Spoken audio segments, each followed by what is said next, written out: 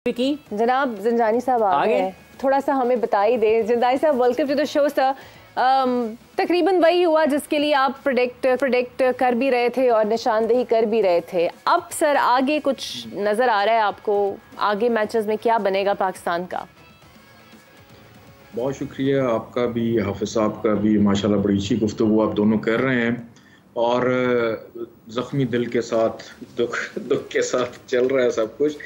Next जो match है पाकिस्तान का अफ़गानिस्तान के साथ है 23 अक्टूबर को, और इसकी कैलकुलेशन या इसकी प्रोडिक्शन जो है वो तो इंशाल्लाह एक दिन पहले हम करेंगे, क्योंकि इसमें अजीब एक चीज़ मेरे सामने आ रही है कि पाकिस्तान अफ़गानिस्तान के भी नंबर सेम हैं।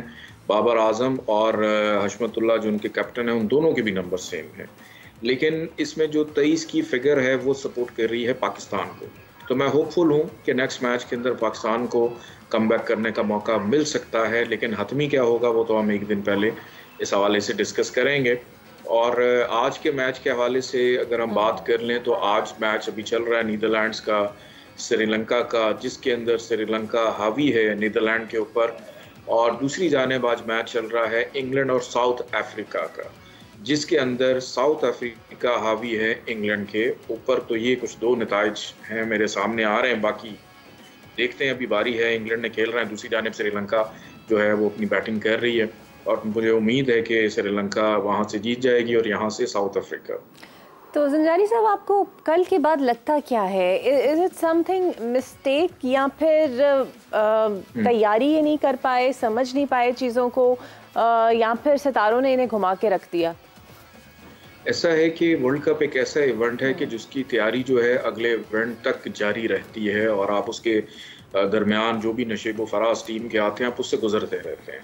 और मैं बिल्कुल हाफिज़ साहब की बात सेकंड करूंगा कि पाकिस्तान जो कल मैच हारी है उसमें बैटिंग लाइन काफ़ी ज़्यादा वीक रही है, कि इवन पहले 6 आउट होने के बावजूद अगर फोकस ये रहता कि सिंगल कर लें, डबल कर लें, हिटिंग की तरफ ना जाते, तो ये मैच काफ़ी करीब जाने के करीब था।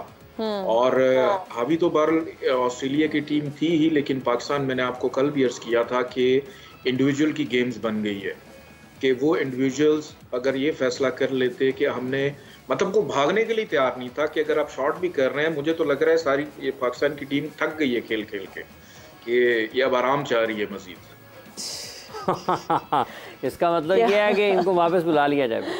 अगर आराम चाह रही है फिर तो एक ही तरीका बनता है, वापस बुला लिया जाए, क्योंकि अभी तो आराम के लिए वक्त ही नहीं है। हाँ। अभी पाकिस्तान की टीम ने अब अगला मैच चेन्नई में खेलना है, तो वैसे जितनी पिटाई हो रही है ना इंग्लैंड की, आज लगता है कि ये 400 होने हैं, और इंग्लैंड इस हवाले से शोहरत रखती है कि वो 400 के ऊपर 400 करने की भी सलाहियत रखती है। लेकिन और ये जैसे पिटाई इनकी हो रही है ना इंग्लैंड की, बिल्कुल इससे मिलती जुलती ही इंग्लैंड ने करनी है वापस आके। अगर वो भी थोड़ा क्रीज ऑक्यूपाई करके खेलते हैं तो फिर क्या वो भी अगर हार जाते हैं तो वो कहेंगे हमें अपनी बॉलिंग नहीं आ रही। हमेशा ही कहते रहे south Africa is a very strong team.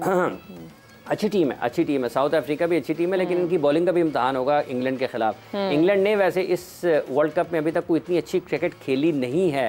World champion हैं, बड़ी अच्छे उनके पास खिलाड़ी मौजूद हैं, लेकिन नताइज के एतबार से वो को बहुत ज़्यादा मौसर या मुतासर कर नहीं पाए हैं इस वर्ल्ड कप। अच्छा, ये मैच तो चले होता रहता है, ये कल हमने बड़ा अजीब सा बयान देखा कि मैं पाकिस्तानी नहीं हूँ, मुझे ऑस्ट्रेलियाई कहा जाए। समझ तो आप गए होंगे, वकार यूनिस की मैं बात कर रही हूँ। क्यों कहा? कोई मजाक में कहा या वो चूँकि ऑस्ट्रेलिया में रहते हैं ना, तो हैरान तो हुए जब उनको पोस्ट मैच में उनको बातचीत मेरा ख्याल कर रहे थे, तो एक तो पाकिस्तान हारा हुआ था, तो वो फिर जब साथ बैठे होते हैं साथी कमेंटेटर्स, तो वो इस हवाले से जो कोई भी उन्होंने बात की। अच्छा, परमानेंटली शिफ्ट ही कर गए हैं वहाँ पे? हाँ, अच्छा, वो ऑस्ट्रेलिया में रहते हैं, तो उन्होंने कहा मुझे ये ना कहें मैं उधर भी हूँ, चूँकि वो ऑस्ट्रेलिया पाकिस्तान का मैच था ना। हाँ। पाकिस्तान और ऑस्ट्रेलिया दोनों आमने सामने थे, तो वकार यूनुस ने इस हवाले से फिर वहाँ पर ये बात की, उन्होंने कहा मुझे सिर्फ आप ये ना कहें कि मैं पाकिस्तानी हूँ, तो मैं कहीं ना कहीं आपको थोड़ा बहुत ऑस्ट्रेलिया में मैं नज़र आता हूँ। ये एक मजाक के तौर पर चलती रहती है गुफ्तगू, लेकिन बात ये ठीक है कि जैसे पाकिस्तान ने कल क्रिकेट खेली बिलखुसूस जब, और ये पैटर्न्स है ना, आप कल थोड़ा हारे हैं, आप इंडिया के खिलाफ भी हारे, आप एशिया कप में इंडिया के खिलाफ हारे, ठीक है। तो ये 3 4 5 मैचेस जब आप बड़ी टीमों के खिलाफ मुसलसल हारते हैं और एक ही तरीके से हारते हैं और आपके मिडल ऑर्डर कोलैप्स कर जाती है, और आप देखें आज हॉलैंड की टीम को, जिन्होंने लगभग मेरा ख्याल 90 और 100 के दरमियान उनकी 5-6 विकेटें गिर गई थी, उसके बावजूद वो 262 तक अपनी टीम को ले गए हैं। तो ये चीज़ें जब आप जोड़ते हैं और फिर अपनी टीम की कारकर्दगी को देखते हैं तो फिर आपको सवाल पैदा होता है कि क्या गलत चल रहा है पाकिस्तान की टीम में, क्या हम क्यों अपने खिलाड़ी परफॉर्म नहीं कर पा रहे। उसामा को भी खिलाया, अब ये बल्लेबाज सुहेब मकसूद कहते हैं कि इब्रार अहमद को आप शामिल कर लें टीम में, जो कि रिजर्व खिलाड़ी। अच्छा, मैंने कल सुना है, सिर्फ यही नहीं है, उस सुहेब ने भी बात की है, पाकिस्तान के क्रिकेटर ने इब्रार अहमद, भारत में लोग बातें कर रहे हैं कि इब्रार अहमद को टीम में शामिल करें, इब्रार अहमद को टीम में शामिल करें। अब मसला क्या है, इब्रार टीम में शामिल क्यों नहीं हो सकते हैं फौरी तौर पर? क्योंकि वो ट्रैवलिंग रिजर्व्स में, वो पाकिस्तान के 15 के स्क्वाड का हिस्सा नहीं है। और ट्रैवलिंग रिजर्व्स में 2 और हैं, मोहम्मद हारिस जो कि विकेट कीपर बल्लेबाज है, उनके साथ साथ जमान खान जो कि फास्ट बॉलर है। तो ट्रैवलिंग रिजर्व में अगर कोई खिलाड़ी है तो आप उसको प्लेइंग 11 में नहीं शामिल कर सकते। पहले आपको स्क्वाड में से एक खिलाड़ी को किसी भी बुनियाद पर अनफिट होते हैं तो उसके रिप्लेसमेंट के तौर पर आप जाते हैं।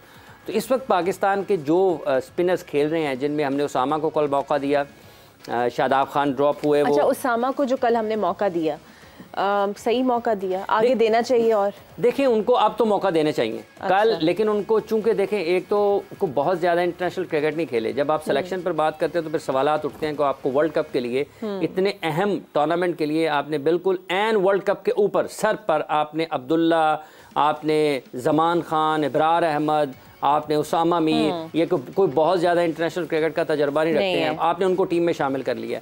तो एक उसामा मीर जो कि पहला मैच खेले, उनके ऊपर को बहुत ज़्यादा आप ये तनकीद इस लिहाज से नहीं कर सकते क्योंकि उनका वर्ल्ड कप का पहला मैच था। अब उन्होंने कहीं ना कहीं कुछ गेंदबाजी ठीक भी ज़रूर की है। आप देखें कि उनका बॉल टर्न होता रहा, वो बैट्समैन के लिए कहीं ना कहीं मुश्किलात पैदा करते रहे, लेकिन उनको ये ज़रूर देखना है कि मैंने किस लाइन पर गेंद करनी है। जब आप ख़राब गेंदबाजी का मुजाहरा करते हैं, लूज़ बॉल्स करते हैं ना, बाउंड्री बॉल्स जिसको कहते हैं, कि आप बाउंड्री बॉल्स करते हैं, जब आप बाउंड्री नहीं रोक पाते हैं तो आपके ऊपर दबाव आता है। तो ये चीज़ें उनको देखने की और सीखने की ज़रूरत है। लेकिन इन विकेटों के ऊपर अगर किसी का ये स्पिन होता है ना, बॉल स्पिन हुआ है, तो वो इन्हीं का हुआ है, उसामा का। और कल देखें कि स्लिप भी लगी है उनकी, स्टीव स्मिथ जब खेल रहे थे तो उनकी एक स्लिप भी लगी है, जो कि अमूमी तौर पर पाकिस्तानी बॉलर्स ऐसा, स्पिनर्स ऐसा करने में नाकाम रहे हैं। तो इब्रार के हवाले से भी बात ज़रूर है कि उनको इसलिए उनकी शामिल होती है कि एक तो वो ज़रा मिस्ट्री बॉलर है। अब लेकिन देखना यह है कि कैसे होते हैं, जैसा कि मैंने पहले कहा है। लेकिन अब बहुत सारी चीज़ें ना अचानक से जब एक नाकाम होता है, नहीं हो सकती। हाँ, मुश्किल होगा। अच्छा जानी साहब, बाबर आजम ने कल कुछ खास परफॉर्मेंस नहीं दी सर, सो आगे आने वाले दिन उनके क्या कहते हैं? देखिए जी, आते साथ उन्होंने चौका मारा है, फिर उसके बाद चौके मारते रहे हैं कुछ, जब तक क्रीज पे खड़े रहे हैं। और आगे जो अफगानिस्तान के साथ मैच है, मैं इस मैच से बड़ा पुरुमीद हूँ। इंशाल्लाह पाकिस्तान, बाबर आजम, सारी टीम, जो नाकामी मायूसी इस वक्त हमारे लबो लहजे में है वो बेहतर होगी और पाकिस्तान एक अच्छा खेल पेश करेगा अगले मैच में इंशाल्लाह, और बाबर आजम भी परफॉर्म करेंगे। ठीक है।